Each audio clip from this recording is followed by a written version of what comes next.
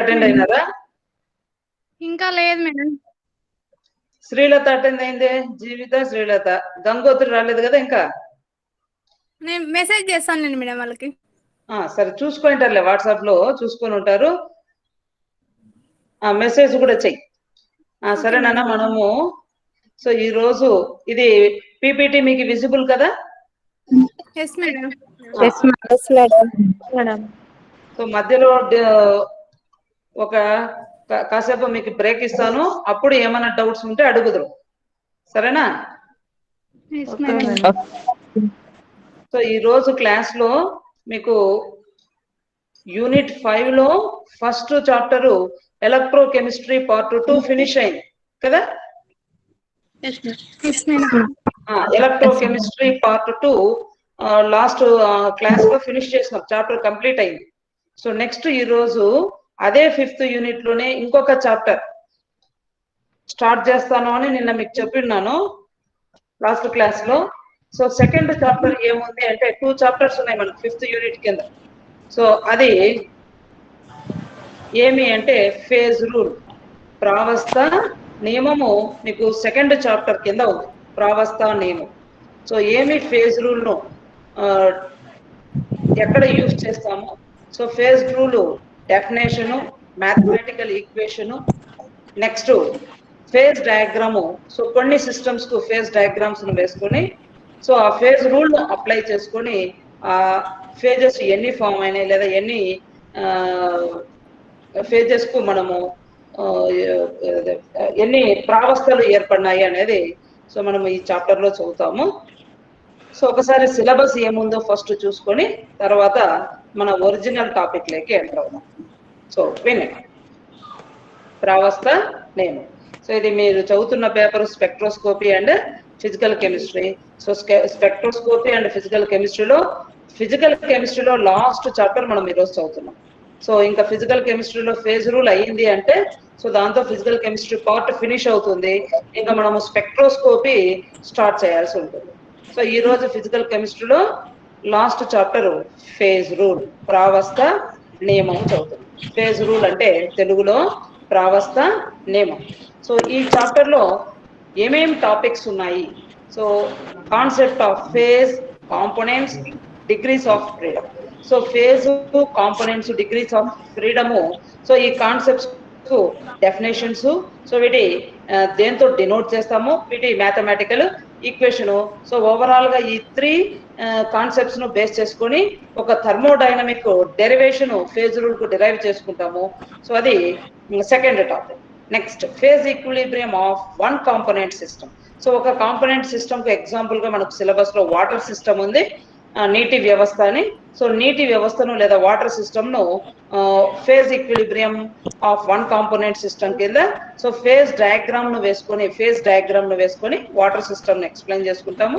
So next phase equilibrium of 2 component system. So first 1 component system చదివినాము, దానికి కింద example water system. 2 component system గా so solid liquid equilibrium వాడు phases వాళ్ళే ఇచ్చినారు, solid liquid. So solid liquid కి example గా ఒక కాంపౌండ్ చదువుతాం. సో అదేమంటే simple యూటెటిక్ diagram of lead silver system.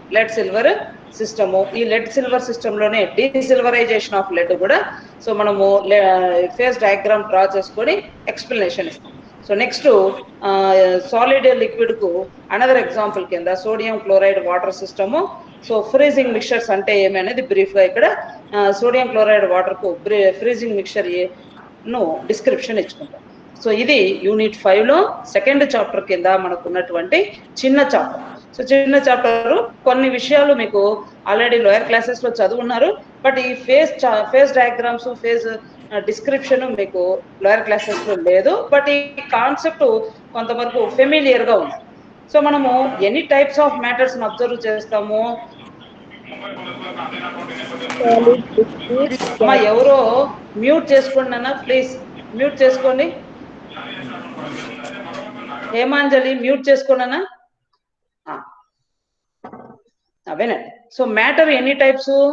Based on it's state. State ను బేస్ చేసుకుంటే మ్యాటర్ ఎన్ని టైప్స్? 3 types. 3 టైప్స్. ఏమేమి 3 types? Solid, solid liquid gas. So solid liquid gas. Ghana drava vayu.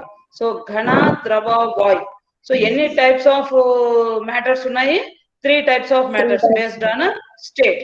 So ghana the solid liquid gas. So ee 3 states ku లేదా 3 phases. So solid phase, liquid phase, gases phase. So ఒక substance ను తీసుకుంటే ఆ substance ఈ 3 phases లో ఎప్పుడు equilibrium లో ఉంటుంది, లేదు ఎనీ 2 phases లో ఎప్పుడు ఈక్విలిబ్రియం లో ఉంటుంది అనేది ఇక్కడ ఫేజ్ రూల్ లో బేస్ చేసుకొని మనము డిస్క్రిప్షన్ అనేది ఇస్తాం. సో ఫస్ట్ డైరెక్ట్ గా ఇంకా టైం వేస్ట్ చేయకుండా నేరుగా మనము సిలబస్ లోకి వెళ్తున్నాం. ఫేజ్ రూల్ లో ఫస్ట్ పార్ట్ కాన్సెప్ట్స్. సో కొన్ని కాన్సెప్ట్స్ డెఫినేషన్స్ చదువుకుంటాము అన్నాం. So first one is phase rule. So it is an important tool. దేనికి యూజ్ చేసుకుంటాము? Used for the quantitative treatment of systems in equilibrium. So ఇప్పుడే చెప్పినాను ఈ 3 states ఉన్నాయంటే so when they get equilibrium, so solid, liquid, gas అనుకుంటే ఆ 3 states when they will get equilibrium. So quantitative గా ఎప్పుడు తెచ్చుకుంటున్నాయి? సో 2% సాలిడ్ స్టేటు, 10% liquid స్టేటు, remaining percentage అంతా gases state లో ఉండి ఆ కండిషన్ లో అది ఈక్విలిబ్రియం వస్తుందా అంటే క్వాంటిటేటివ్ గా పర్సెంటేజ్ ఎంత పర్సెంటేజ్ ఆఫ్ ఈ స్టేట్స్ లో ఈక్విలిబ్రియం ఎగ్జిస్ట్ అవుతుంది అనేది మనం ఫేజ్ రూల్ ను యూజ్ చేసి ఫైండ్ అవుట్ చేస్తాం. అదొకటి. Next, it enables us to predict the conditions that must be specified for a system to exhibit equilibrium. So అంటే ఈ స్లైడ్ లో ఏం చెప్తున్నాను అంటే ఫేజ్ రూల్ ఇంపార్టెన్స్ చెప్తున్నాను. సో మనం చదువుతున్న చాప్టర్ ఇంపార్టెన్స్ ఏమో తెలిస్తే నెక్స్ట్ సో క్యూరియాసిటీ, ఇంట్రెస్ట్ పెరుగుతుంది మీకు వినడానికి కూడా అని చెప్పి సో ఫస్ట్ ఏమి ఇచ్చినాను? అప్లికేషన్స్ లేదా ఇంపార్టెన్స్ ఆఫ్ ఫేజ్ రూల్ ఇచ్చి. సో ఇది ఏమి ప్రిడిక్ట్ చేస్తుంది అంటే సో ఎన్ని ఫేజెస్ ఫామ్ అవుతాయి లేదా ఎన్ని స్టేట్స్ ఎగ్జిబిట్ చేస్తుంది, when they will get equilibrium అనేది. So that will be explained by this phase rule quantitatively. Next, 2 or more different phases are present in equilibrium. So ఒకటి కంటే ఎక్కువ ఫేజెస్ ఉంటే, సో ఒకటి కంటే ఎక్కువ ఫేజెస్ అంటే ఇంకేమి? ఎగ్జాంపుల్ కు నువ్వు తీసుకున్న సబ్స్టెన్స్ సాలిడ్ సబ్స్టెన్స్ తీసుకుంటే ఆ సాలిడ్ సబ్స్టెన్స్ సాలిడ్ స్టేట్ లోనే కాకుండా if it is in liquid state అప్పుడు ఎన్ని అవుతాయి ఫేజెస్? 2 phases. అది గ్యాసియస్ స్టేట్ లో కూడా ఉంటే 3 phases అవుతాయి. సో ఈ 3 phases లో వెన్ ఇట్ గెట్స్ ఈక్విలిబ్రియం అని మనము అబ్జర్వ్ చేయాలంటే ఆ సిస్టమ్ ని ఏమంటాము? It is heterogeneous system. ఎప్పుడు అది హెట్రోజీనియస్ సిస్టమ్ అవుతుంది? ఓన్లీ మోర్ దాన్ 1 phases ఉంటేనే. ఓన్లీ 1 phase ఉంటే that is homogeneous system. But more than 1 phases ఉంటే దట్ ఈస్ హెట్రోజీనియస్ సిస్టమ్. విజాతీయ వ్యవస్థ. సో విజాతీయ వ్యవస్థకు మనము ఈ ఫేజ్ రూల్ ను అప్లై చేసుకుంటాం. Such systems are studied by this phase rule. So ఆ టైప్ ఆఫ్ హెట్రోజీనియస్ సిస్టమ్స్ కు ఫేజ్ రూల్ ను మనం స్టడీ చేసి సో ఆ హెట్రోజీనియస్ సిస్టమ్ లో ఉన్న ఆ ఫేజెస్ ఈక్విలిబ్రియం ను క్వాంటిటేటివ్ గా విల్ ఎక్స్ప్లెయిన్. సో ఎవరు ఫస్ట్ ఈ ఫేజ్ రూల్ ను డిఫైన్ చేసినారు అంటే J Willard Gibbs. So Gibbs scientist in 1876 on the basis of thermodynamic principles. So ఏం థర్మోడైనమిక్ ప్రిన్సిపల్స్ ఏవేవి ఉన్నాయి? సో 0th లా, 1st లా, 2nd లా అని సో డిఫరెంట్ లాస్ ఉన్నాయి థర్మోడైనమిక్స్ లో. ఆ థర్మోడైనమిక్ లాస్ ను బేస్ చేసుకొని సో గిబ్స్ అనే scientist in 1876 itself he defined phase rule and he given a mathematical expression for this phase rule. So this rule predicts qualitatively the effect of temperature. So ఏమేం parameters ఇక్కడ? Temperature ఒక parameter, pressure ఒక parameter, concentration ఒక parameter. So pressure ని ఎప్పుడు apply చేస్తాము? If the substance if it is in gaseous state కూడా ఉంటే అప్పుడు ప్రెషర్ అప్లై చేస్తాము. సో కాన్సన్ట్రేషన్ టర్మ్ ఎప్పుడు అప్లై చేస్తాము? లిక్విడ్ స్టేట్ లో ఉంటే దెన్ వి అబ్జర్వ్ పారామీటర్ గా కాన్సన్ట్రేషన్ టర్మ్ యూజ్ చేస్తాం. అంటే లిక్విడ్ స్టేట్ లో ఉంటేనే మనం కాన్సన్ట్రేషన్స్, గ్యాషియస్ స్టేట్ లో ఉంటేనే ప్రెషర్ ను మనం కన్సిడర్ చేస్తాం. సో ఇక్కడ పారామీటర్స్ గా ఎఫెక్ట్ ఆఫ్ దేని మీద, temperature T, pressure P and concentration C on a heterogeneous equilibrium. So విజాతీయ సమతా స్థితి ఉన్న సిస్టమ్స్ కు ఏమేమి పారామీటర్స్ యూజ్ చేస్తున్నాము అంటే temperature P, pressure and concentration C on a heterogeneous equilibrium. So next అంటే ఫేజ్ రూల్ ను యూజ్ చేసి క్వాంటిటేటివ్ గా ఒక సిస్టమ్ లో ఎక్కడెక్కడ ఈక్విలిబ్రియం ఎగ్జిస్ట్ అయింది అని మనము ఎక్స్ప్లెయిన్ చేసుకోవచ్చు. Next it is used especially for a heterogeneous systems. ఎందుకు, if we observe more than one phases in that system, that is considered as a heterogeneous system. So for that heterogeneous system, to study about that heterogeneous system, we need a phase rule. Next, so who discovered this phase rule? In 1876 itself, Gibbs scientist, by using thermodynamic principles, he discovered phase rule.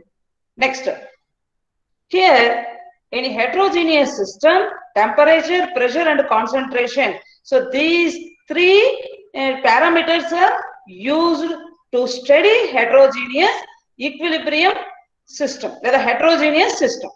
So next, so what is phase rule? Direct ga first definition of phase rule చెప్పి దాంట్లో ఆ rule ను base చేసుకొని mathematical equation ను base చేసుకొని అందులో ఉన్న ఒక్కొక్క కాన్సెప్ట్ ఎఫ్ అంటే ఏమి, సి అంటే ఏమి, పి అంటే ఏమి విత్ ఎగ్జాంపుల్స్ ఎక్స్ప్లెయిన్ చేస్తుంది. సో ఇది షార్ట్ నోట్స్ కు ఇంపార్టెంటే. Definition of phase rule and it's mathematical expression, అక్కడ నొటేషన్స్ కూడా మెన్షన్ చేయమంటాడు. ఆ నొటేషన్స్ ఒక్కొక్క దాన్ని డిఫైన్ చేసి మరి దానికి రిలేటెడ్ ఎగ్జాంపుల్స్ కోట్ చేయమంటాడు. సో ఇది షార్ట్ నోట్స్ కు very very important. So Gibbs phase rule. ఏమి ఫేజ్ రూల్ అంటే, ప్రావస్థ నియమాన్ని డిఫైన్ చేయండి అంటే ఎట్లా డిఫైన్ చేస్తాము అంటే, సో ఇప్పుడే చెప్పినాం మనం ఈ చాప్టర్ లో అంతా ఏ సిస్టమ్ ను చదువుతాము అంటే హెట్రోజీనియస్ సిస్టమ్. ఎందుకు హెట్రోజీనియస్ సిస్టమ్ అంటున్నాము అంటే, because in this chapter we observe more than one phases. So ఒకటి కంటే ఎక్కువ ప్రావస్థలు ఈ చాప్టర్ లో మనం చూస్తాం దేనికి, సిస్టమ్ కు. సో కాబట్టి అవి ఏమంటున్నాను, that system is considered as heterogeneous system. So in a heterogeneous system, in equilibrium is not affected by, so దేనికి ఇది అఫెక్ట్ కాదు, గ్రావిటేషనల్ ఫోర్స్ కు, ఎలక్ట్రికల్ ఫోర్స్ కు, మ్యాగ్నెటిక్ ఫోర్స్ కు, అంటే భూ ఆకర్షణకు, విద్యుత్ ఆకర్షణలకు, అయస్కాంత ఆకర్షణలకు. సో ఈ హెట్రోజీనియస్ సిస్టమ్ యొక్క ఈక్విలిబ్రియం ఎఫెక్ట్ కాదు. అంటే నువ్వు in case electrical field apply చేసినా, మ్యాగ్నెటిక్ ఫీల్డ్ అప్లై చేసినా మనకు ఈక్విలిబ్రియం కండిషన్ అనేది ఆ సిస్టమ్ కు చేంజ్ కాదు. సో ఎందుకంటే because it is not depending on this gravity, electrical and magnetic forces. అయితే మరి ఆ రూల్ ఏమంటున్నాడు, the number of degrees of freedom that is F of the system. So number of degrees of freedom అంటే ఏమనేది already మనము previous slide లో చెప్పినాము, మళ్ళీ ఇంకొక మరి చెప్తా డెఫినేషన్ అయిన తర్వాత. So the number of degrees of freedom of the system that is F value is related to the number of component that is C and the number of phases that is P existing at equilibrium. So ఒక system తీసుకున్నాను, ఏం system అది, heterogeneous system. So heterogeneous system లో degrees of freedom value that is F దేనిపైన depend అయ్యింది, number of components and number of phases which are existing in equilibrium. అంటే C మీద depend అయింది, P మీద డిపెండ్ అయింది. Therefore F is equals to C minus P plus 2. F is equals to C minus P plus 2. Here F is number of degrees of freedom, C is number of components, P is number of phases. So here why we are using 2? So రెండుని ఎందుకు use చేసుకుంటున్నాము అంటే, ఇక్కడ additional variables గా, so ఒకటి factor temperature ఉంటే రెండవ factor pressure, two variables ఇక్కడ కాంపోనెంట్స్ సిస్టమ్ స్టడీ చేయడానికి టూ కాంపోనెంట్స్ యూజ్ చేస్తున్నాం, టూ వేరియబుల్స్ కాంపోనెంట్స్ కాదు సారీ టూ వేరియబుల్స్ యూజ్ చేస్తున్నాం, temperature and pressure. T and pressure ని యూజ్ చేసి నేను హెట్రోజీనియస్ సిస్టమ్ యొక్క 2 variables that is temperature and pressure ని యూజ్ చేసి హెట్రోజీనియస్ సిస్టమ్ ను స్టడీ చేస్తే అప్పుడు F is equals to C minus P plus 2 ఫార్ములాని use చేస్తాం. 2 వేరియబుల్స్ యూజ్ చేస్తేనే అక్కడ 2 వేస్తున్నాం. 1 వేరియబులే తీసుకుంటే అప్పుడు వాల్యూ ఎంత అవుతుంది అక్కడ 1 అవుతుంది. అంటే నువ్వు నెంబర్ ఆఫ్ వేరియబుల్స్ ఆ సిస్టమ్ స్టడీ చేయడానికి ఎన్ని యూజ్ చేస్తున్నావో ఆ నెంబర్ని అక్కడ వేస్తాం. F is equals to C minus P plus 2. So F is known as degrees of freedom. C is known as number of components present in that heterogeneous system. P is known as number of phases which are present in the heterogeneous system. So here 2, ఈ 2 number దేన్ని denote చేస్తుంది? Number of variables. So number of variables. నేను ఎన్ని variables తీసుకుంటున్నాను? అంటే 2 variables తీసుకుంటే అక్కడ 2 number వేస్తాం. సో 1 వేరియబుల్ తీసుకుంటే 1 నెంబర్ వేస్తాం.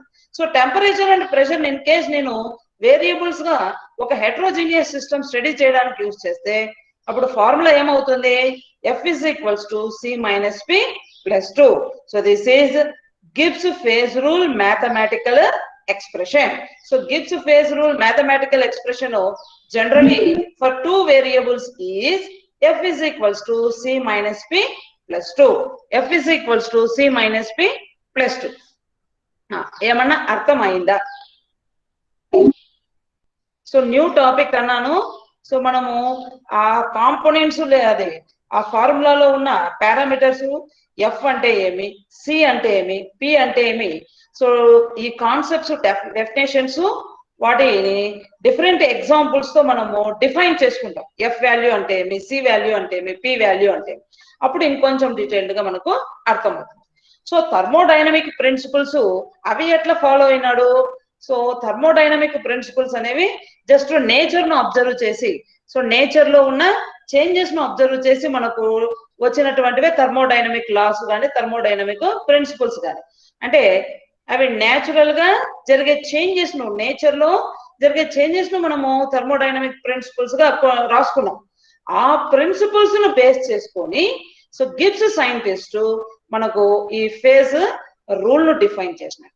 ఎప్పుడు? ఇన్ 1876 టైంలోనే 18th సెంచరీలోనే మనకు ఈ ఫేజ్ రూల్ అనేది డిఫైన్ చేయబడింది. సో ఫేజ్ రూల్ ను దేనికి అప్లై చేసుకుంటాము? హెట్రోజీనియస్ సిస్టమ్ కు అప్లై చేసుకుంటాం. హెట్రోజీనియస్ సిస్టమ్ కే మనం ఈ ఫేజ్ రూల్ ను అప్లై చేసుకుంటాం. ఏమి హెట్రోజీనియస్ సిస్టమ్ అంటే? అంటే మోర్ దాన్ 1 ఫేజ్ ఉంటే, సో మోర్ దాన్ 1 ఫేజ్ ఉంటే సిస్టమ్ లో that is known as heterogeneous system. అంటే జనరల్ గా ఎన్ని ఫేజెస్ ఉంటాయి? 3 ఫేజెస్ మనం ఇప్పుడే అనుకున్నాం. Solid phase, liquid phase, gaseous phase. So ఘన ప్రావస్థ, ద్రవ ప్రావస్థ, వాయు ప్రావస్థ. సో ఘన ప్రావస్థ, ద్రవ ప్రావస్థ, వాయు ప్రావస్థ. Solid phase, liquid phase, gaseous phase. So ఈ 3 ఫేజెస్ లో ఏ ఒక్క ఫేజ్ ఉన్నా అది హెట్రోజీనియస్ సిస్టమ్ కాదు. ఆ టైప్ ఆఫ్ సిస్టమ్ కు మనం అసలు ఈ ఫేజ్ రూల్ ని అప్లై చేయం. మళ్ళీ ఫేజ్ రూల్ అప్లై చేయాలంటే ఖచ్చితంగా సిస్టమ్ లో ఎన్ని ఫేజెస్ ఉండాలా అంటే మోర్ దాన్ 1 ఫేజ్ ఉండాలా. ఆ టైప్ ఆఫ్ సిస్టమ్ ని నేను ఏమంటున్నాను? హెట్రోజీనియస్ సిస్టమ్ అంటున్నాను. సో ఆ టైప్ ఆఫ్ సిస్టమ్ ను విజాతీయ వ్యవస్థ అంటున్నాను. సో ఈ విజాతీయ వ్యవస్థలో ఉన్నటువంటి ఈ 3 లేక 2, సో 3 లేక 2 ప్రావస్థలు ఉంటాయి. సో 3 లేక ఈ 2 ప్రావస్థలను గూర్చి స్టడీ చేయడమే మనది chapter, that is phase rule, ప్రావస్థ నియమం. ఇప్పటి వరకు ఏమైనా డౌట్స్ ఉంటే అడగండి. ఫస్ట్ ఈ స్లైడ్ లో అర్థమైందా? ఇంకొక మారు ఎక్స్ప్లెనేషన్ ఇవ్వాలి. అర్థమైంది. అందరికీ అర్థమైందనా? నెక్స్ట్ ఒక్కొక్క కాన్సెప్ట్ కు డెఫినేషన్స్ ఇచ్చుకుంటూ వస్తాను. ఇన్ కేస్ ఇక్కడ ఇంకా ఏమన్నా డౌట్ ఉంటే అక్కడ మీకు క్లారిఫై అయిపోవచ్చు. సో ఒకసారి అబ్జర్వ్ చేయండి. So next first one is phase. So phase rule లో ఫస్ట్ కాన్సెప్ట్ గా నేను ఏది తీసుకున్నాను? ఫేజ్ ను తీసుకున్నాను. ప్రావస్థ అంటాం. So it is defined as physically distinct, అంటే భౌతికంగా వాటిని వేరుపరచగలుగుతాం. So physically distinct, homogeneous and mechanically separable part of a system. Physically distinct, homogeneous and mechanically separable part of a system is known as phase. అంటే ఇప్పుడు మనం ఒక beaker తీసుకుంటే ఆ బీకర్ లో ఐస్ వాటర్ రెండు వేసినాం, ఐస్ వాటర్ వేసినాం. సో అక్కడ ఎన్ని నెంబర్ ఆఫ్ ఫేజెస్ ఉన్నాయని చెప్తాను? 2 ఫేజెస్ ఉన్నాయని చెప్తాను. ఎట్లా చెప్పినావు నువ్వు 2 ఫేజెస్ ఉన్నాయని? ఫిజికలీ అబ్జర్వ్ చేస్తే సాలిడ్ స్టేట్ లో ఐస్ పీసెస్ ఉన్నాయి. నెక్స్ట్ వాటర్ ఏ స్టేట్ లో ఉంటుంది? లిక్విడ్ స్టేట్ లో, లిక్విడ్ స్టేట్ లో. సో రెండు మనం ఫిజికల్ గా అబ్జర్వ్ చేస్తున్నాం, రెండు ఫిజికల్ గా అబ్జర్వ్ చేస్తున్నాం. సో ఐస్ పీసెస్ ను సపరేట్ చేసి, ఐస్ పీసెస్ అన్నిటిని సపరేట్ చేస్తే అదొక హోమోజీనియస్ అవుతుంది. ఉత్త వాటర్ ఉంది కదా, దాన్ని ఒక బీకర్ లో కలెక్ట్ చేస్తే అదొక హోమోజీనియస్ అవుతుంది. అంటే ఫేజ్ అంటే ఫిజికల్ గా సపరబుల్ అయి ఉండదు. అది ఇప్పుడు ఐస్ అంతా కలిపితే ఒక హోమోజీనియస్, ఉత్త వాటర్ అంతా తీసుకొని సపరేట్ చేస్తే అది ఒక హోమోజీనియస్ ఫేజ్ అవుతుంది. అంతేనా కదా? అంటే హెట్రోజీనియస్ సిస్టమ్ లో ఉన్న నెంబర్ ఆఫ్ ఫేజెస్ లో అవి ఎట్లా ఉంటాయి? They are physically distinguished, separate చేయగలుగుతాం. ఆ సపరేట్ చేసిన ఒక్కొక్క ఫేజ్ లో ఏముంటుంది? ఆ ఒక్కొక్క దాన్ని మనం హోమోజీనియస్ ఫేజ్ అంటాం. అంతే కదా? ఇప్పుడు ఉత్త ఐస్ ఉంటే అదంతా హోమోజీనియస్, ఉత్త నీళ్లు వాటర్ ఉంటే అదొక హోమోజీనియస్. రెండు మిక్స్ చేసినాం అనుకో, దట్ ఈజ్ హెట్రోజీనియస్. అవునా కాదా? స్పీకర్ తీసుకొని ఉత్త ఐస్ ఉంది, ఓన్లీ ఐస్ తీసుకున్నాను, అదొక హోమోజీనియస్. ఆ ఐస్ కు వాటర్ యాడ్ చేసినాను, వాటర్ ఫస్ట్ ఉన్న బీకర్ లోది, అదొక హోమోజీనియస్ సజాతీయ మిశ్రమం. దానికి సజాతీయం అంటే మిశ్రమం కూడా సజాతీయం అంతే, మిక్స్ చేయలేదు ఇంకా. సో వాటర్ ఒక బీకర్ లో తీసుకున్నా, ఐస్ ఒక బీకర్ లో తీసుకున్నా. ఐస్ లో ఉత్త ఐసే ఉంటుంది, వాటర్ లో కూడా ఉత్త వాటరే ఉంది. సో రెండు ఏంటివి? అది ఒక హోమోజీనియస్, ఇది ఒక హోమోజీనియస్. ఆ రెండింటిని మిక్స్ చేసినాను. సో మిక్స్ చేస్తే అప్పుడు ఇంకా అది హోమోజీనియస్ ఉండదు, అది ఏమైపోయి ఉంటుంది? హెట్రోజీనియస్ అయి ఉంటుంది. ఒకటి ఐస్, రెండవది ఐస్ అంటే సాలిడ్ స్టేట్ లో ఉంది, వాటర్ లిక్విడ్ స్టేట్ లో ఉంది. So liquid and solid, so 2 phases ఉన్నాయి కాబట్టి they are heterogeneous system. So that is heterogeneous system. In that system that phases will be physically separable, physically and mechanically also they are separable. Such type of then ఏమంటున్నాము? That is known as phase. So physically distinct, homogeneous and mechanically separable part of a system is called phase. Example చూడండి. So first ఒక condition తీసుకున్నాం. A gaseous mixture constitutes a single phase since gases are completely mixed. So మనము gaseous mixture తీసుకున్నాం. Example కు atmosphere లో తీసుకుందాం. So atmosphere లో ఏమేమి గ్యాసెస్ ఉండొచ్చు?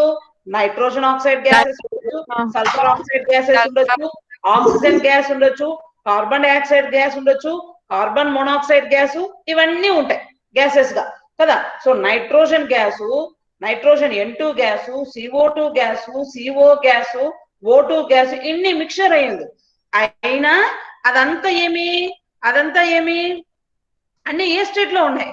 సింగిల్ స్టేట్ లో, సింగిల్ ఫేజే ఉంది. ఏం ఫేజ్ అది? Gaseous phase. అన్ని గ్యాసియస్ ఫేజ్. కాబట్టి దానికి ఫేజ్ ఎంత చెప్తాను? పి వాల్యూ ఎంత అవుతుంది? 1. పి వాల్యూ ఎంత అవుతుంది? 1. ఎందుకు?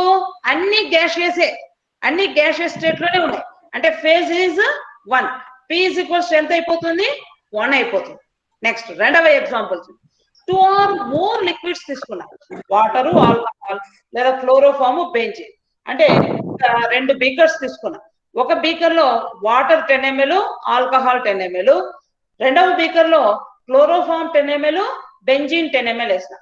సో ఇప్పుడు ఈ బీకర్స్ లో ఉన్న ఈ లిక్విడ్ మిక్చర్ ను ఈ నెంబర్ ఆఫ్ ఫేజెస్ ఎన్ని అంటే ఎన్ని చెప్తామా?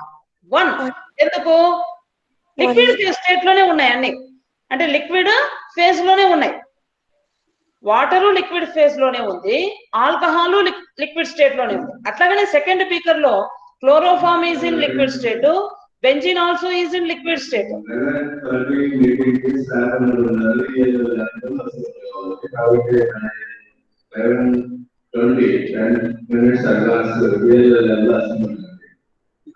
సో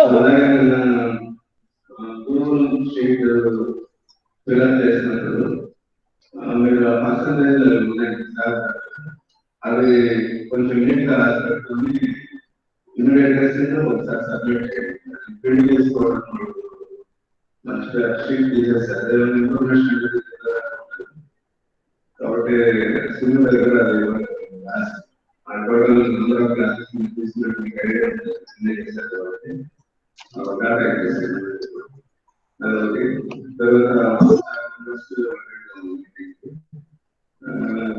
ఏమైనా అడిగితే దాన్ని తీసుకొని పరిస్థితి బట్టి మాట్లాడాలి.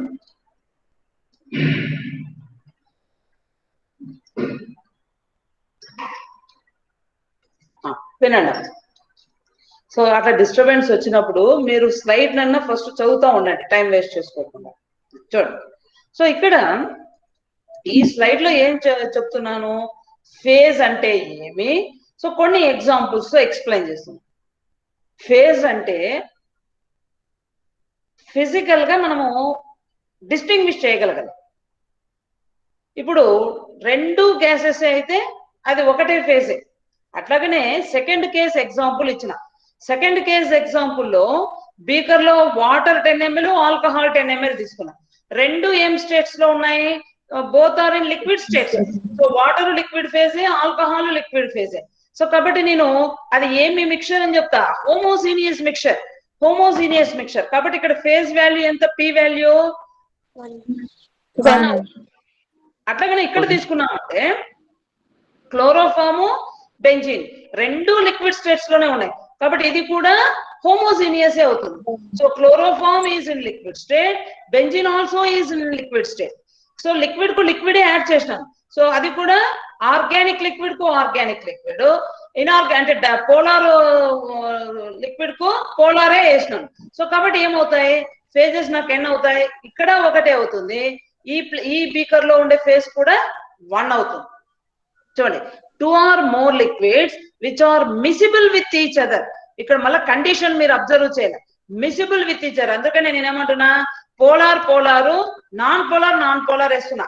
అంతేగాని పోలార్ కు నాన్ పోలారు అని నేను మిక్స్ చేయలేదు. సో పోలార్ కు పోలారు, నాన్ పోలార్ కు నాన్ పోలార్ వేసిన.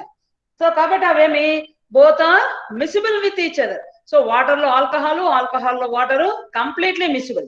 అట్లాగనే క్లోరోఫామ్ లో బెంజిన్, బెంజిన్ లో chloroform, it is also completely miscible mixture. So కాబట్టి ఈ టైప్స్ ఆఫ్ మిసిబిలిటీ ఉన్న లిక్విడ్స్ ను తీసుకొని మిక్స్ చేస్తే ఎన్ని ఫేజెస్ ఫామ్ అవుతాయి, సింగిల్ ఫేజ్.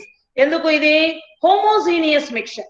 ఈ ఎగ్జాంపుల్ కూడా హోమోజీనియస్ మిక్చరే. నెక్స్ట్ మూడవ ఎగ్జాంపుల్ చూడండి, a system consisting of a liquid in equilibrium with its vapor constitute. So ఇంతకుముందు నేను చెప్పిన ఒక బీకర్ తీసుకొని 10 ml వాటర్, ఒక 5 pieces ఐస్ వేసినాం అనుకోండి, అప్పుడు అది ఎన్ని నెంబర్ ఆఫ్ ఫేజెస్ చూపిస్తుంది, 2. మాలిక్యులర్ ఫార్ములా అయితే same, H2O molecular formula same, but physically ఒకటి లిక్విడ్ స్టేట్ లో ఉంటే రెండవది సాలిడ్ స్టేట్ లో ఉంది. సో కాబట్టి అప్పుడు నెంబర్ ఆఫ్ ఫేజెస్ ఎన్ని అవుతాయి, 2. That is heterogeneous system. అట్లాగనే ఇక్కడ వీళ్ళు ఏం ఎగ్జాంపుల్ ఇచ్చినారు అంటే, H2O లిక్విడ్, H2O వేపర్ ను మిక్స్ చేసినాడు, లిక్విడ్ వేపర్ ను మిక్స్ చేసినాడు. సో ఒకటి లిక్విడ్ స్టేట్ లో ఉంటే H2O, ఇంకొక H2O ఏ స్టేట్ లో ఉంది, గ్యాషియస్ స్టేట్ లో ఉంది. సో ఒక H2O లిక్విడ్ స్టేట్, ఒక H2O గ్యాషియస్ స్టేట్ లో ఉంది. అప్పుడు నెంబర్ ఆఫ్ ఫేజెస్ ఎన్ని అవుతాయి, 2 ఫేజెస్ అవుతాయి. అంటే పి వాల్యూ ఎంత అవుతుంది ఎగ్జాంపుల్ కు, 2. ఎందుకు, one is in liquid state, another one is in a gaseous state. That's why this system is known as heterogeneous system. ఇది heterogeneous system. So first 2 examples homogeneous systems. Third example is heterogeneous, విజాతీయ వ్యవస్థ. So కాబట్టి ఎందుకు విజాతీయ వ్యవస్థ అంటున్నాను? Because one is in liquid state, another one is in gaseous state, even though the molecular formula is same. So anu formula lo difference ledu. So both are having H2O molecular formula. H2O molecular formula aithe same rendintiki, but they are physically in different states. Okati one is in a liquid state, another one is in a gaseous state. Even though they are having same molecular formulas, but they are physically different. So that's why this system is known as heterogeneous system. Here the p value, that is phase number, is 2. So third example ku p value enta ayindi? 2 ayindi. So first example air mixture ku 1 ayindi, second example liquid mixture ku 1 ayindi, but third example ku p value enta ayipoyindi? 2.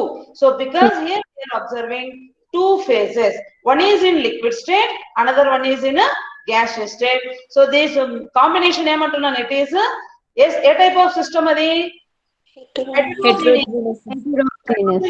Kabatti we observe two states, one is in liquid state, another one is in a gaseous state. So p value is considered as 2.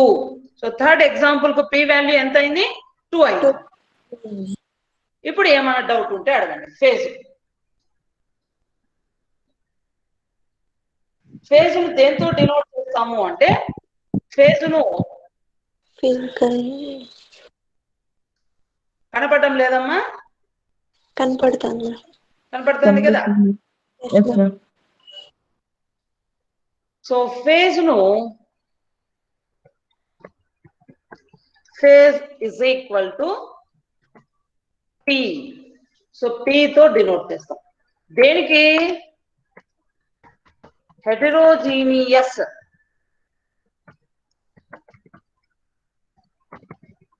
System. In heterogeneous system so P value differ అవుతుంది. Homogeneous system లో P value 1. Genius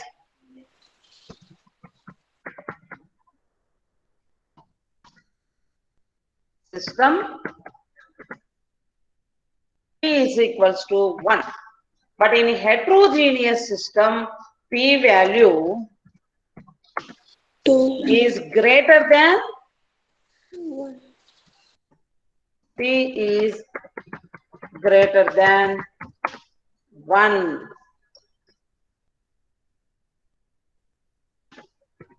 ఎందుకు greater than 1 అంటున్నాము? హెటెరోజీనియస్ system అంటేనే more than 1 phases ఉంటాయి కదా. So more than 1 phases ఉంటాయి కాబట్టి అప్పుడు p వాల్యూ ఎంత అవుతుంది? గ్రేటర్ దాన్ 1 అవుతుంది. అంతేనా? అర్థమైందా కాలేదా? అర్థమైంది. అందరికీ అర్థమైందా? మేడం అర్థమైంది కదమ్మా. సో ఇండివిజువల్ గా ఈ డెఫినేషన్స్ అర్థమైతే ఫేజ్ డయాగ్రామ్ లో మనం తీసుకున్న ఎగ్జాంపుల్స్ అర్థమవుతాయి. ఏమన్నా డౌట్ ఉంటే ఇమ్మీడియట్ గా మీరు రైజ్ చేయండి.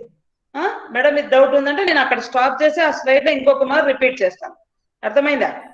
సో నెక్స్ట్, సో ఫేజ్ దేంతో డినోట్ చేస్తున్నాము? P తో డినోట్ చేస్తున్నాం. P తో. సో మనము ఫేజ్ రూల్ దేనికి అప్లికబుల్ చేసుకుంటాము? హెటెరోజీనియస్ సిస్టమ్ కు ఫేజ్ రూల్ అప్లై చేసుకుంటాం కదా. సో ఫేజ్ రూల్ హెటెరోజీనియస్ సిస్టమ్ కు అప్లై చేసుకుంటాం కాబట్టి P వాల్యూ ఎంత ఉంది? గ్రేటర్ దాన్ 1 ఉంది. గ్రేటర్ దాన్ 1 ఉంటుంది. సో ఇదే మనం ఫస్ట్ స్లైడ్ లో కూడా ఎక్స్ప్లెనేషన్ ఇచ్చింది, డెఫినేషన్ ఆఫ్ ఫేజ్ రూల్ లో. So next one is component. ఘటకము అంటాం తెలుగులో. కాంపోనెంట్ అంటే ఘటకము. So component is denoted with C. So phase ను P తో డినోట్ చేస్తే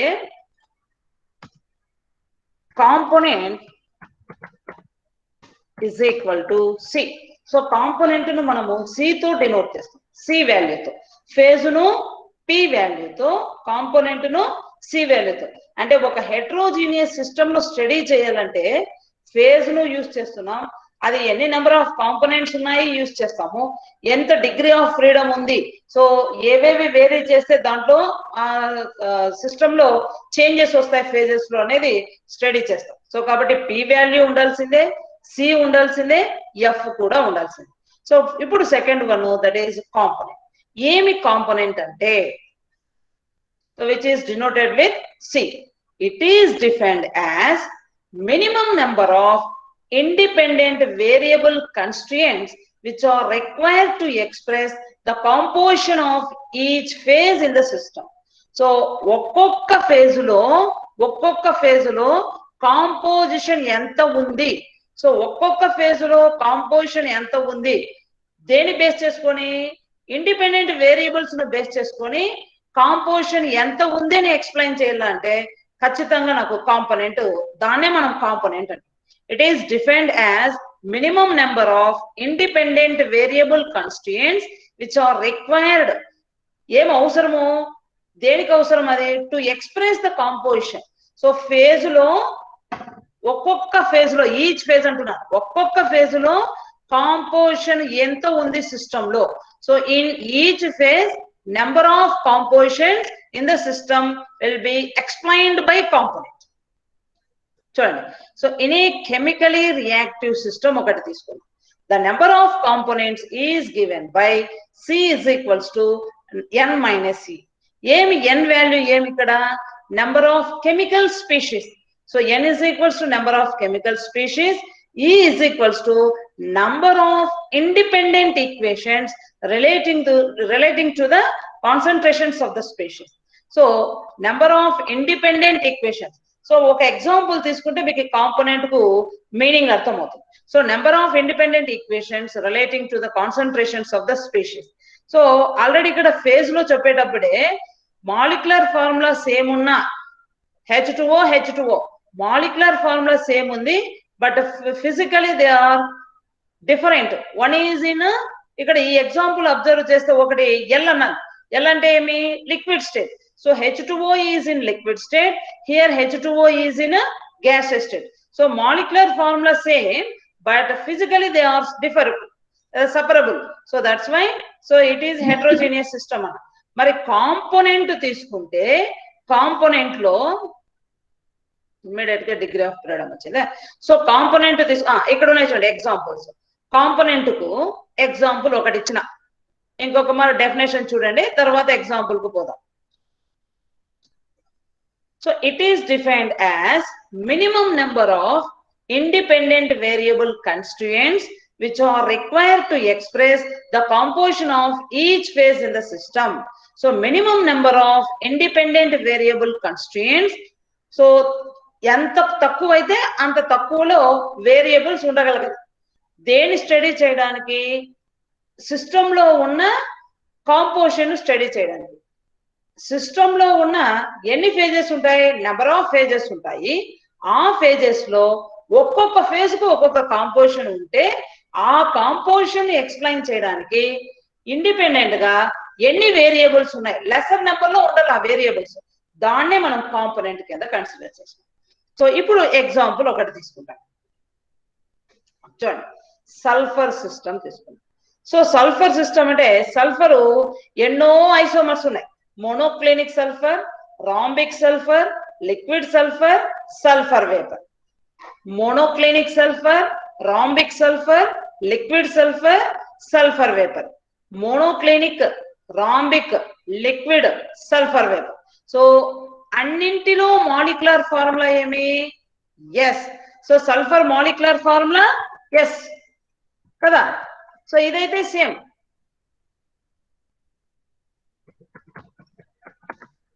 so molecular formula of sulphur is S. So sulphur molecular formula S అయితే నాలుగింటిలోనూ ఫార్ములా ఎస్ఏ, మాలిక్యులర్ ఫార్ములా కదా, సరే.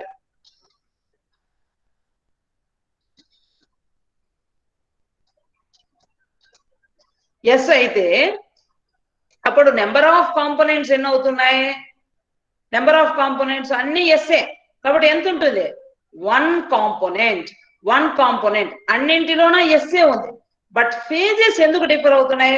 మోనోక్లినిక్ సల్ఫర్ ఒక ఫిజికల్ స్టేట్ లో ఉంటే రాంబిక్ సల్ఫర్ ఇంకొక ఫిజికల్ స్టేట్ లో, లిక్విడ్ సల్ఫర్ ఒక ఫిజికల్ స్టేట్ లో, సల్ఫర్ వేపర్ ఒక ఫేజ్ లో ఉన్నాయి.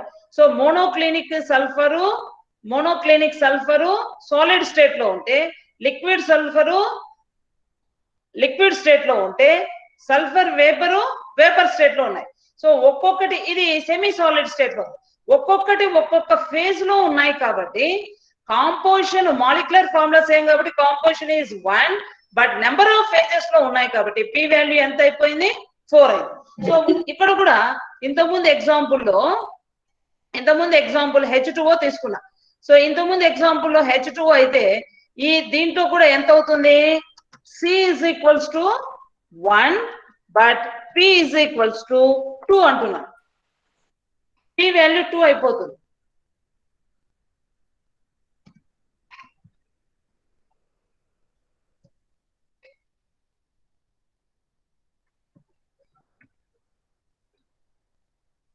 ఎందుకు ఇక్కడ C వాల్యూ 1 అయింది? మాలిక్యులర్ ఫార్ములా ఏమి? H2O నే కాబట్టి కాంపోనెంట్ వాల్యూ ఎంత అవుతుంది? కాంపోజిషన్ 1. లిక్విడ్ అయినా గ్యాషియస్ స్టేట్ అయినా మాలిక్యులర్ ఫార్ములాలో డిఫరెన్స్ లేదు కాబట్టి H2O నే కాబట్టి C వాల్యూ 1 అయింది.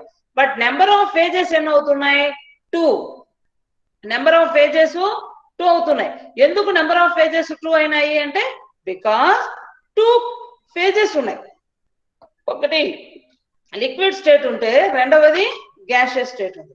సో ద్రవ స్థితి, వాయు స్థితి 2 స్థితులు ఉన్నాయి కాబట్టి P విలువ ప్రావస్థ విలువ 2 అయింది. కాంపోజిషన్ రెండింటిలోనా H2O కాబట్టి C వాల్యూ ఎంత అవుతుంది? 1 అవుతుంది. సేమ్ ఇక్కడ తీసుకుందాం ఈ example. So first water and alcohol అన్నాడు. Water and alcohol. So water and alcohol లో వాటర్ మాలిక్యులర్ ఫార్ములా ఏమి?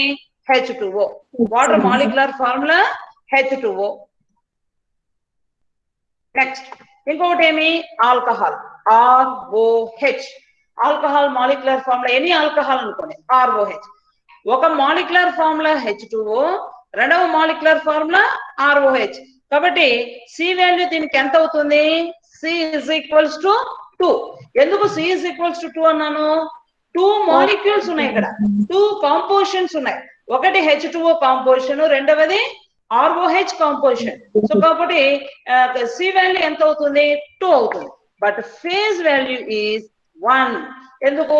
2 మాలిక్యులర్ ఫార్ములాస్ వేరే అయినా 2 ఏ స్టేట్ లో ఉన్నాయి?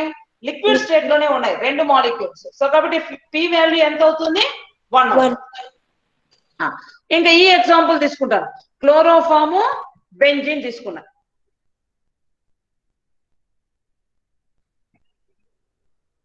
క్లోరోఫామ్ బెంజిన్ లో CHCl3 chloroform formula CHCl3. Next benzene formula ఏమి? C6H6. ఎన్ని మాలిక్యులర్ ఫార్ములాస్ మనకు ఇక్కడ ఉన్నాయి? 2 మాలిక్యులర్ ఎన్ని ఫార్ములాస్ ఉన్నాయి? 2 మాలిక్యులర్ ఫార్ములాస్ ఉన్నాయి. CHCl3, C6H6. కాబట్టి C వాల్యూ ఎంత అవుతుంది? 2. C వాల్యూ ఎంత అవుతుంది? 2. 2 ఏ స్టేట్ లో ఉన్నాయి? 2 లిక్విడ్ స్టేట్ లోనే ఉన్నాయి. సో 2 లిక్విడ్ స్టేట్ లోనే ఉన్నాయి. సో రెండింటి ఫేజ్ ఎంత అవుతుంది? 1. అర్థమైందా? ఇప్పుడు కాంపోనెంట్ కు ఫేజ్ కు డిఫరెన్స్ అర్థమైందా? ఏమైనా డౌట్ ఉంటే ఇమ్మీడియట్ గా మీరు రైస్ చేయండి. సో ఇంకొక ఎగ్జాంపుల్ ఇక్కడ తీసుకుంటే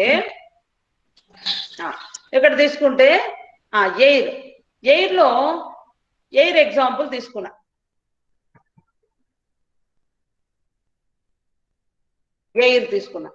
ఈ ఎయిర్ ఎగ్జాంపుల్ తీసుకుంటే ఎయిర్ లో ఏమేమి ఉన్నాయి? N2 చెప్పినాను, H2 చెప్పినాను, ఇంకా CO2 చెప్పినాను, CO చెప్పినాను. సో ఇవన్నీ ఏమి? Mixture of gases. N2, H2, CO2, CO. Example కు ఈ 4 మిక్చర్ ఆఫ్ గ్యాసెస్ ఉన్నాయనుకోండి. O2. సో ఈ 5 ఉన్నాయి. బట్ ఈ కండిషన్ లో C వాల్యూ ఎంత అవుతుంది? దీనికి C value ఎంత అవుతుంది 1 2 3 4 5 సో కాబట్టి C value ఎంత అయిపోయింది 5 P value ఎంత అవుతుంది P value 1 ఎందుకు అన్ని ఏ స్టేట్ లో ఉన్నాయి all in gaseous state all are in gaseous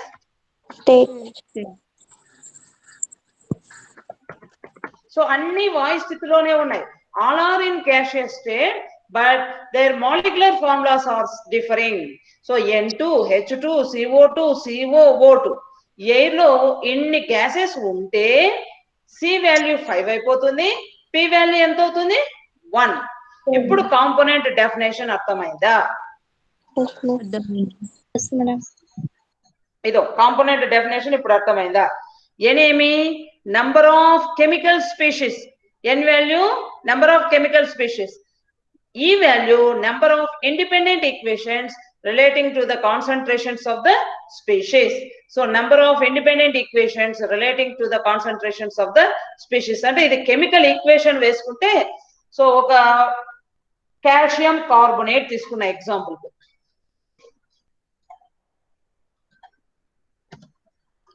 calcium carbonate CaCO3 తీసుకున్నా కాల్షియం కార్బోనేట్ డికంపోజిషన్ రియాక్షన్ లో ఇన్ కేస్ ఇన్వాల్వ్ అయింది అనుకోండి డికంపోజిషన్ రియాక్షన్ లో ఇన్వాల్వ్ అయింది డికంపోజిషన్ రియాక్షన్ లో ఇన్వాల్వ్ అయితే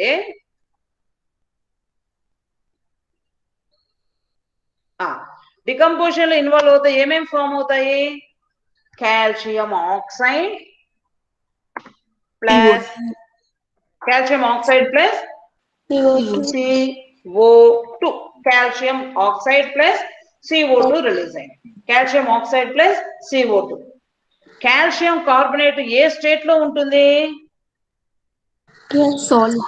సాలిడ్ స్టేట్ లో ఉంటుంది కాల్షియం ఆక్సైడ్ ఎగ్జాంపుల్ కి ఇది లిక్విడ్ స్టేట్ అనుకోండి next carbon dioxide it is in gaseous state అనుకోండి ఎన్ని స్టేట్స్ ఉన్నాయి 3 phases ఉన్నాయి 3 phases ఉన్నాయి solid phase liquid phase gaseous P value 3 అయింది components calcium carbonate 1 component calcium oxide 1 component carbon dioxide 1 component కాబట్టి C వాల్యూ కూడా ఎంత అవుతుంది 3 ఇట్లా ఇది డైరెక్ట్ గా మనకు కాల్షియం కార్బోనేట్ కాకుండా CaCO3 ఏ స్మాల్ లెటర్ అమ్మా అయ్యో ఏం స్మాల్ లెటర్ తీసుకోవాలి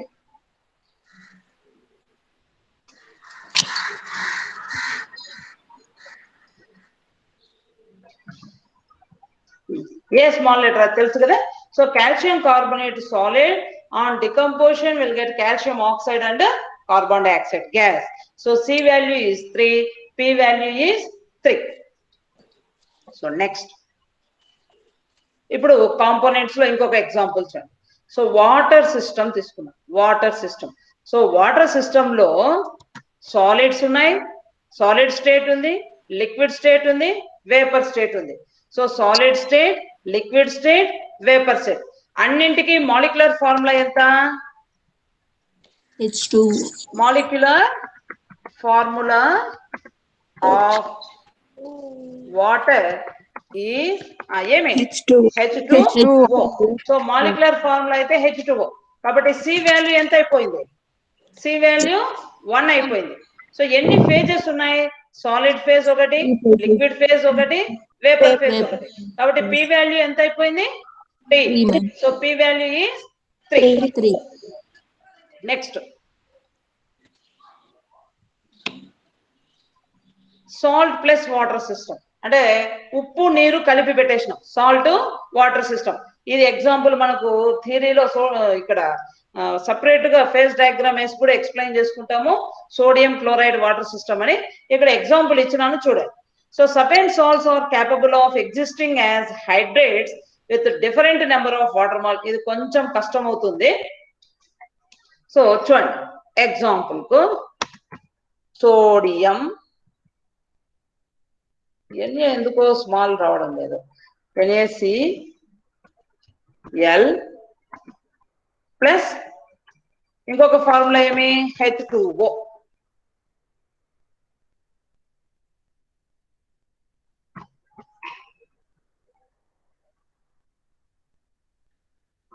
సోడియం క్లోరైడ్ వాటర్. కాబట్టి కాంపోనెంట్స్ ఎన్నైనాయి? కాంపోనెంట్స్ ఎన్నైనాయి? 2 అయిపోయినాయి. So sodium chloride water 2 components, NaCl ఒక మాలిక్యులర్ ఫార్ములా, H2O ఒక మాలిక్యులర్ ఫార్ములా. కాబట్టి C వాల్యూస్ 2 అయిపోయింది. మరి P వాల్యూ ఇక్కడ ఎందుకు 1 అయింది? So sodium chloride solid H2 లో ఏమైపోతుంది? మిక్స్ అయిపోయి సాల్యుబుల్ అయిపోయి అది కూడా ఏం స్టేట్ లోకి వచ్చేసి ఉంటుంది? Liquid state. Liquid state. కాబట్టి P వాల్యూ ఎంత అయిపోయింది? 1 అయిపోయింది. లేదు ఆ మిక్చర్ లో నేను ఆ మిక్చర్ ను క్రిస్టలైజేషన్ చేసిన అనుకోండి, సోడియం క్లోరైడ్ వాటర్ ను మిక్స్ చేసి క్రిస్టలైజేషన్ చేస్తే రెండు కలిసి క్రిస్టల్ స్టేట్ లోకి వెళ్ళిపోతాయి. అప్పుడు కూడా P వాల్యూ ఎంత అవుతుంది? 1 అవుతుంది. సో P వాల్యూ 1 అవుతుంది. బట్ మనం తీసుకున్న కాంపోనెంట్స్ 2, ఒకటి సోడియం క్లోరైడ్, రెండవది H2O వాటర్ మాలిక్యూల్. సో కానీ నెంబర్ ఆఫ్ ఫేజెస్ ఎన్ని అయిపోయినాయి? 1 అవుతుంది. C is equals to 2 and P is equals to 1. So ఇట్లా డిఫరెంట్ ఎగ్జాంపుల్స్ ఇచ్చినానమ్మా. సో ఇంకొకటి సోడియం సల్ఫేట్ వాటర్. సో ఇట్లా ఇది అనదర్ కాంపోజిషన్. సో మనకు మాలిక్యులర్ ఫార్ములాస్ ఎన్ని ఉంటే అంతకు C వాల్యూ వేస్తాము. ఫేజెస్ ఎన్ని ఉన్నాయి, సాలిడ్ స్టేట్ ఉందా, లిక్విడ్ స్టేట్ ఉందా, వేపర్ స్టేట్ ఉందా, కౌంట్ చేసి మీరు P వాల్యూని వేసుకోవాల్సి వస్తుంది. సో ఇది P వాల్యూ గురించి ఫేజ్ ను బేస్ చేసుకోండి. ఇప్పుడు ఏమన్నా డౌట్స్ ఉంటే అడగండి సిలో. సో ఫస్ట్ P ఎక్స్ప్లెయిన్ చేసినాను, తర్వాత C ఎక్స్ప్లెయిన్ చేసినాను. సో Pకి Cకి డిఫరెన్స్ క్లియర్ గా అర్థమైందా? ఎగ్జాంపుల్స్ మనం కోడ్ చేసినవి ఇంకా ఏమైనా డౌట్ ఉంటే అడగండి ఫాస్ట్ గా. ఏం డౌట్ లేదు? చెప్పు గణజ. ఏం లేదు. ఏం డౌట్ లేదు. ఇంకా ఏమైనా డౌట్ ఉంటే అడగండి, లేదు అంటే next topic, next degrees of freedom start చేస్తాం. ఏం డౌట్ లేదు కదా? So next degrees of freedom. Third one is degrees of freedom. First ఇది అయిన తర్వాత ఆ స్లైడ్కి వెళ్తాం.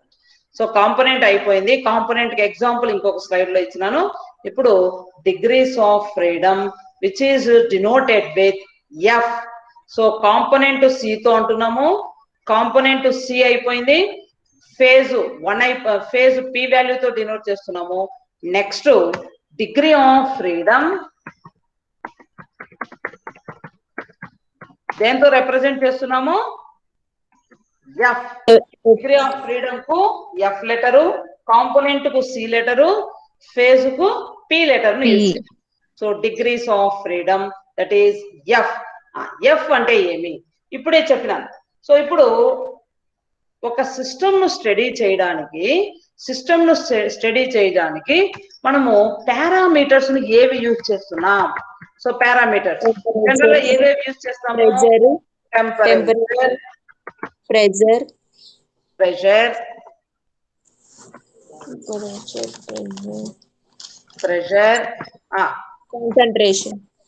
కాన్సంట్రేషన్, ఇంకా అంతేనా? టెంపరేచర్, ప్రెషర్, కాన్సంట్రేషన్ అయినా యూజ్ చేసేది. సో ఇవి పారామీటర్స్ యూజ్ చేస్తున్నాం. సో కదా వీటిని బేస్ చేసుకొని ఒక సిస్టమ్ ను స్టడీ చేస్తే అదే ఆ సిస్టమ్ కు డిగ్రీ ఆఫ్ ఫ్రీడమ్ అవుతుంది. నేను 2 పారామీటర్స్ యూజ్ చేసిన అనుకోండి, అప్పుడు F వాల్యూ ఎంత అయిపోతుంది? 2 అవుతుంది. ఒకటే యూజ్ చేసిన అనుకోండి, ఒకటే వేరీ అవుతుంది, అప్పుడు F వాల్యూ 1 అవుతుంది. అసలు నేను ఏమి 3 యూజ్ చేస్తే F వాల్యూ ఎంత అవుతుంది? 3 అవుతుంది. ఇప్పుడు డెఫినేషన్ చూడండి. It is defined as the minimum number of independent variables such as temperature, pressure and concentration which should be specified in order to define the system completely. So oka system nu explain chesukovala. So oka system nu explain chesukovala ante variables ga either temperature T, pressure P or concentration C ni use cheste ఈ మూడిట్లో ఏదైనా use చేయొచ్చు, లేదా 3 use చేస్తే ఆ system ను complete గా నేను ఎక్స్ప్లెయిన్ చేసినట్టు అర్థం. సో ఒక సిస్టమ్ ను ఎక్స్ప్లెయిన్ చేయడానికి ఎన్ని నెంబర్ ఆఫ్ వేరియబుల్స్ ను యూజ్ చేస్తానో that number is known as degree of freedom. To define A system how many number of variables are used, that number is known as degree of freedom, which is denoted with F, capital F. So నేను example కు ఒక system తీసుకున్నాను. State of a pure gas can be specified by 2 variables. So gaseous state లో ఉన్న ఒక system తీసుకుంటే, pure gas ఉన్న ఒక సిస్టమ్ ను తీసుకుంటే అక్కడ వేరియబుల్స్ ఏమేమి అవుతున్నాయి? ప్రెషర్ అండ్ టెంపరేచర్ అన్నా కావచ్చు, ప్రెషర్ అండ్ వాల్యూమ్ అన్నా కావచ్చు. So or third variable can be calculated. రెండు తెలిస్తే ఇంకొక వేరియబుల్ ను మనము క్యాలిక్యులేట్ చేసాం. Either pressure temperature, pressure volume or volume temperature. Third variable గా volume and temperature. Volume and temperature.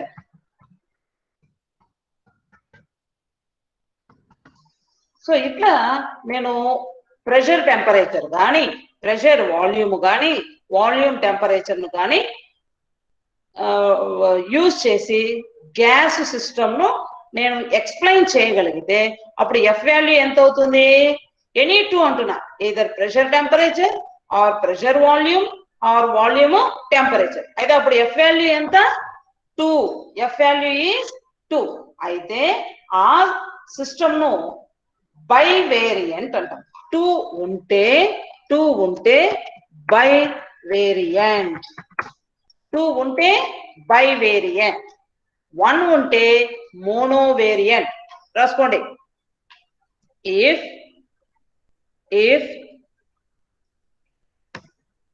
F is equal to 1, univariant,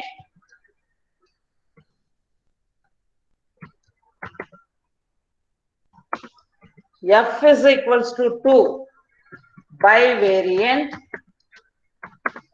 F is equal to 3, trivariant,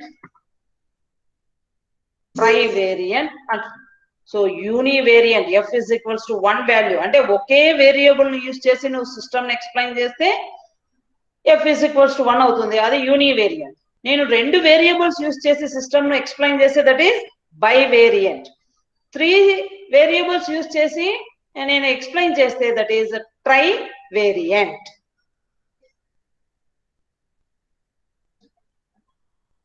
అర్థమైందా?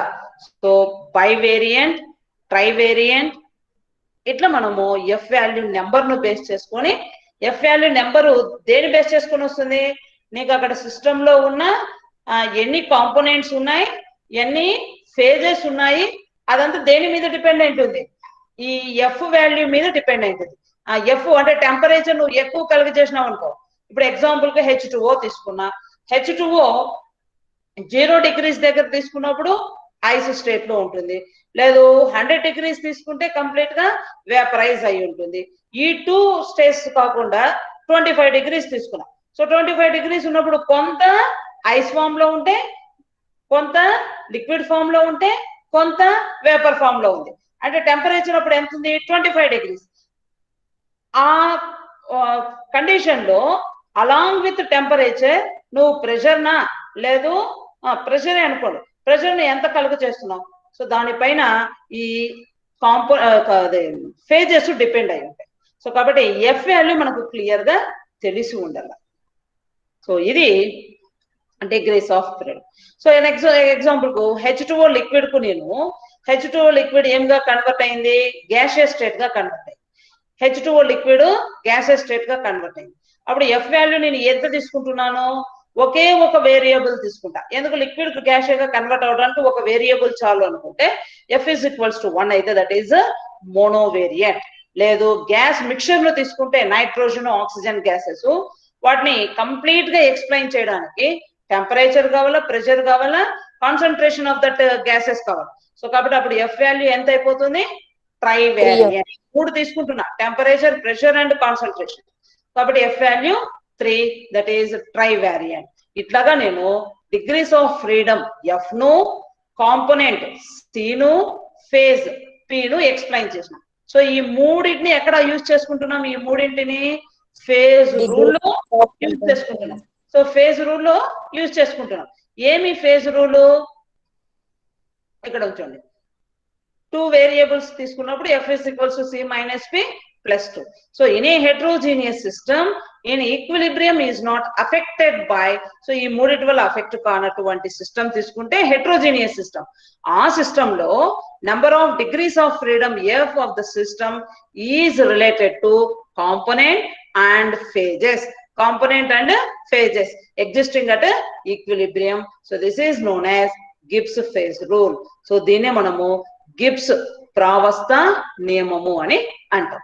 So F అంటే ఏమో చెప్పినా, సి అంటే ఏమో చెప్పినా, పి అంటే ఏమో విత్ ఎగ్జాంపుల్స్ చెప్పిన. సో ఎగ్జామ్ లో మీకు థియరీలో ఎగ్జామ్ లో షార్ట్ నోట్స్ కు అడుగుతాడు.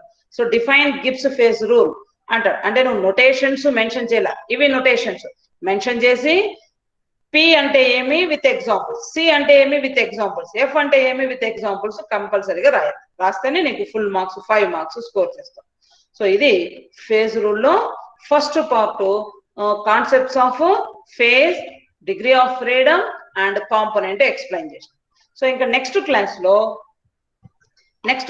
లో ఒక కాంపోనెంట్ ను అప్లై చేసుకొని నేరుగా అబ్జర్వ్ చేస్తాం. అర్థమైందా?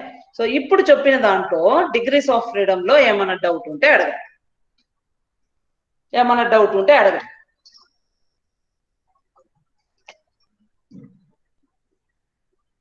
తొందరగా అమ్మా. ఏం డౌట్స్ లేవా? నేను మీ క్లాస్ నుండి బాగా డౌట్స్ వస్తాయి అని మీకు అనుకుంటా ఉంటే మీరు డౌట్స్ అడగకపోతే ఎట్లనన్నా. So physical chemistry both sides ఉంటేనే బాగా చెప్పే వాళ్ళకు కూడా ఇంట్రెస్ట్ వస్తుంది. థియరీ పార్ట్ కదా. సో మేము ఎంత నీట్ గా ఎక్స్ప్లెయిన్ చేయగలము అంటే మీ నుండి సో నెంబర్ ఆఫ్ క్వశ్చన్స్ బాగా వచ్చినాయంటే ఇంకా ఇంట్రెస్ట్ గా మేము ఎక్స్ప్లెయిన్ చేయడానికి స్కోప్ ఉంటుంది. సో నేను 2 days నుండి చెప్తున్నాను ఫేజ్ రూల్, నెక్స్ట్ చెప్పబోయే టాపిక్ ఫేజ్ రూల్ అని చెప్తూనే ఉన్నాను. సో బ్రీఫ్ గా మీరు ఒక్క మారు అట్లా మీ బుక్స్, లోయర్ క్లాసెస్ బుక్స్ అట్లా రెఫర్ చేసిందంటే ఇప్పుడు మీకు డౌట్స్ బాగా వస్తూ ఉండే. సరేనా? సో ఇంకా ఈ క్లాస్ లెఫ్ట్ చెప్పు మనజా. డిగ్రీస్ ఆఫ్ ఫ్రీడమ్ ఒకసారి చెప్పండి. So degrees of freedom, so degrees of freedom ను ఎఫ్ తో డినోట్ చేస్తున్నాం. సో డిగ్రీస్ ఆఫ్ ఫ్రీడమ్ ను ఎఫ్ తో డినోట్ చేస్తాం.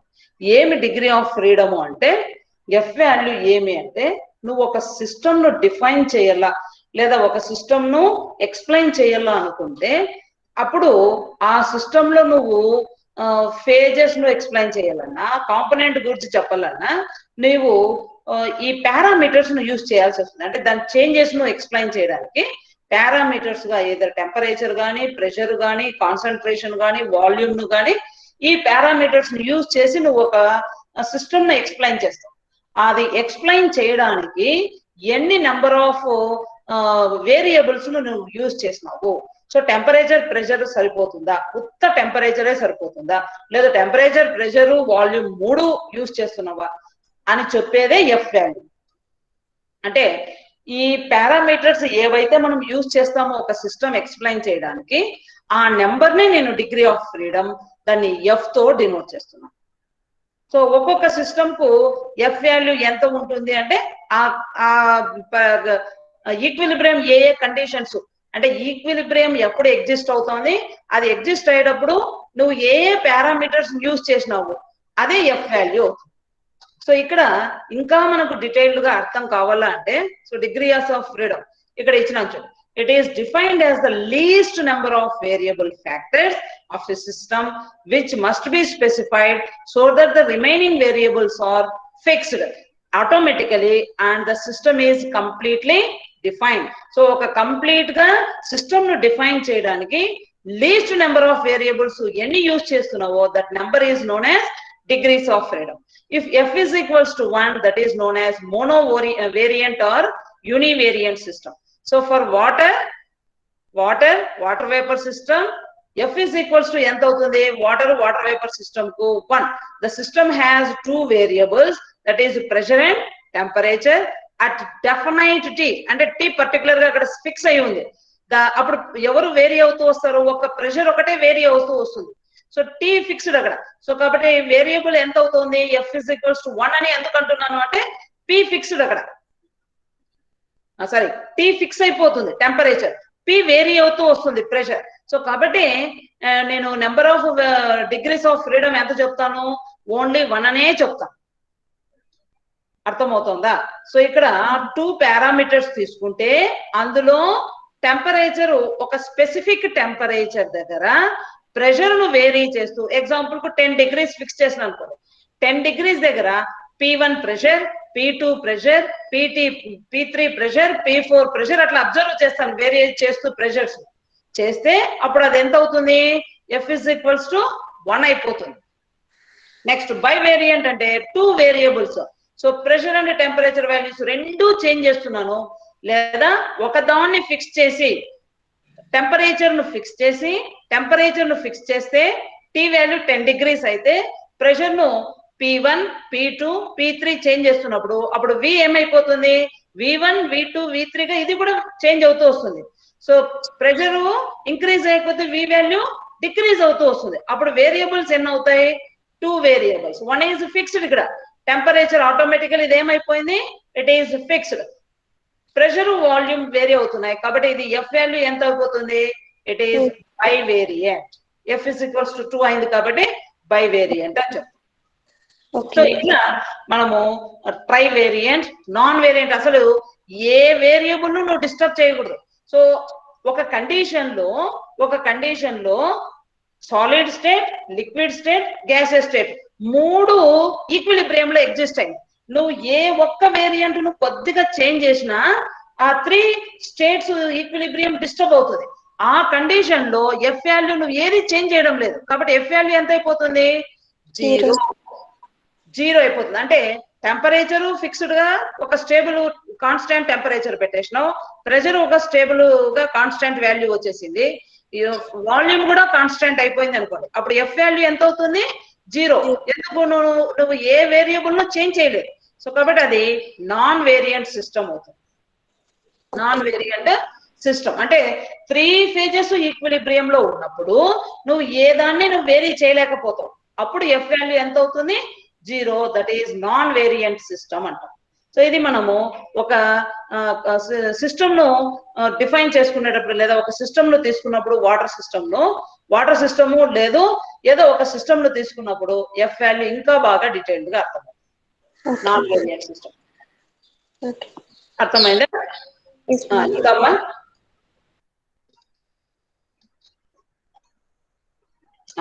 సరేనా? సో ఇంకా ఏమైనా డౌట్స్ ఉన్నాయా?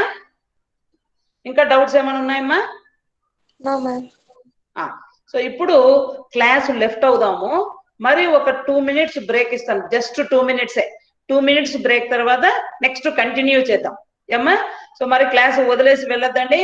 సో ఇప్పుడు ఎంతమంది జాయిన్ అయినారు? జీవిత మాక్సిమం నెంబర్ ఎంత వచ్చిందమ్మా? హైయెస్ట్ వాల్యూ ఎంత? Attendance 23 madam. 23 నా? ఇప్పుడే 25 ఉన్నారు. ఇప్పుడు 25 ఉన్నారు కదమ్మా? అంతే మేడం, 25 మేడం. 25 హైయెస్టా?